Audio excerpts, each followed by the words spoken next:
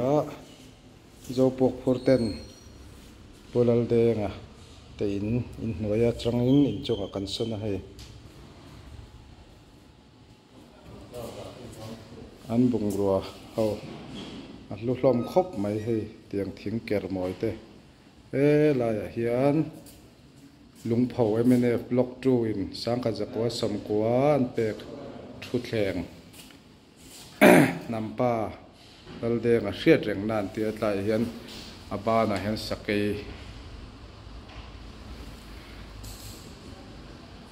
sakei lemon anon ker bok nei som kukuma siama chon man them thiam khop mai lung pho ho hei an la ro khop mai chuanin tiang chi te tiang chuarang chi te po hi moi deuh om nei ni an in hi kum sangka jakwa som kwa vela sakania an chei tha a ti hian an lua chhodan dona sapramatangin an fa pa tungeron chho toran ti kha alana mo pu alana aron chho dona chumi turatan chon an hanin buat sai vela hei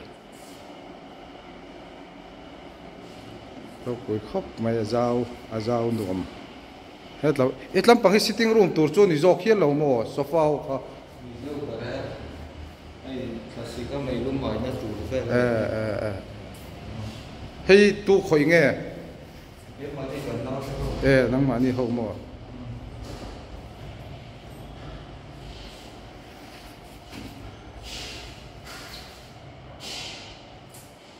nhưng mà đi MNF thiếu đâu sắc cây là mấy cái đi lâu thì sắc lâu lâu mà lại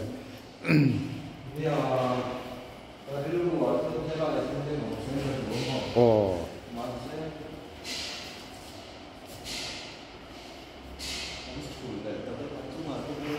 ala tizel theng số tera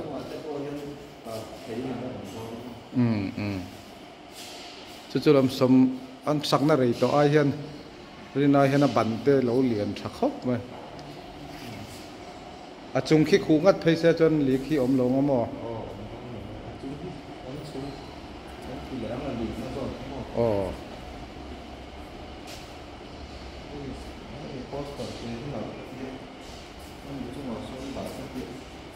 cả thiệt không mà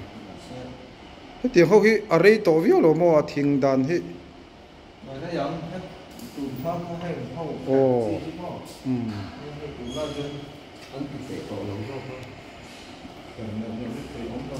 khi lại khi anh nuôi hậu room tụi em nè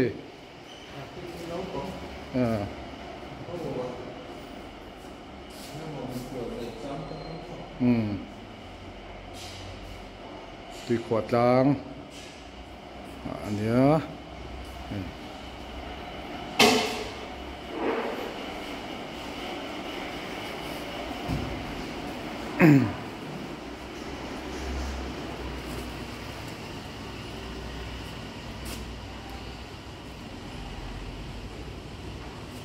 khó khởi po nuông khóc mày gió lại sẽ dâu khó sang làm bằng khăn nhớ cú lại nói em cú mua bụi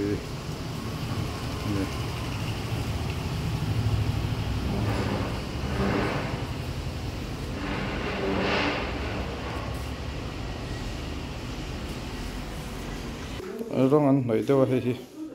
rong ở lâu ya an silphai turan e kan lalo in memory of Mr. Laltenga 1927 to 1990 a great patriot and father of Mizo Nation MNF divisional headquarters Lunglei tini ani hoin non pek khania hi anin lui chua santor chunga chungan pem saudon ni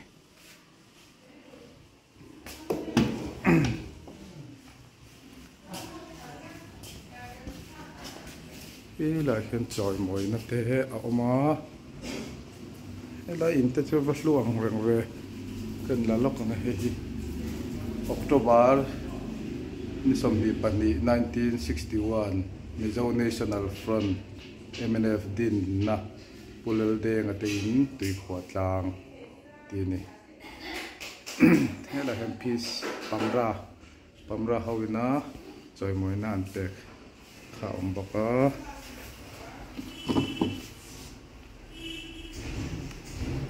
chu pirini nam choi moina donani pirini hi ripan sa thoka pulal de nga fanu paper ani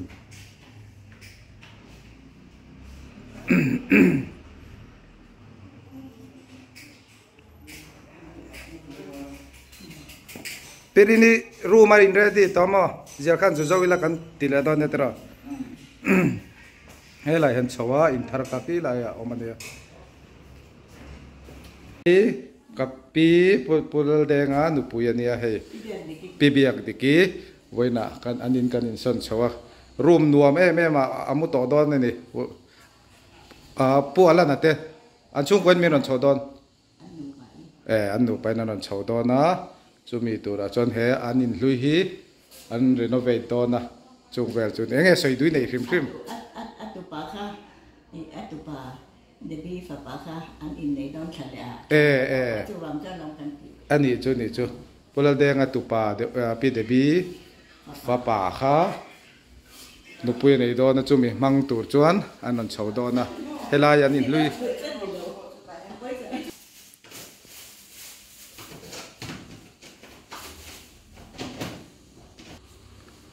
amana lu man mo tai hi pudeng khan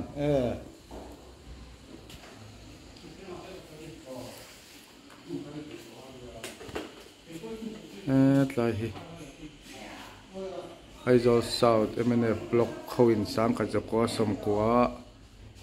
an pek bokania he nam ro lu hlir angania an thil tam taki lui deu hlom to ma se an pai phalo atam me ni chuan chuan a then tlema lui deu hlek to po hi kan la da tang don